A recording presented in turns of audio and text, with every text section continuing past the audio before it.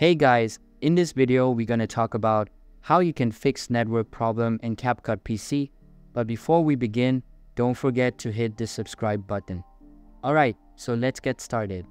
First of all, open the search menu from the bottom of your screen and search for VPN settings.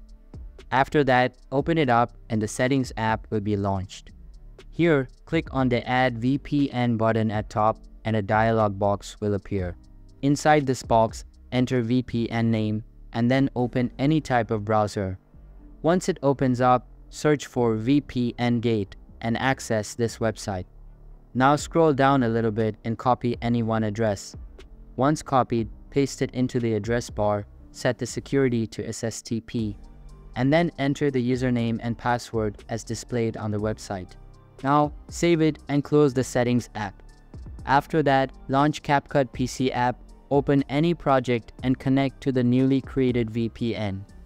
This connection might take a bunch of seconds, but once it is connected, go to the Filters tab and you can see that the problem has been resolved.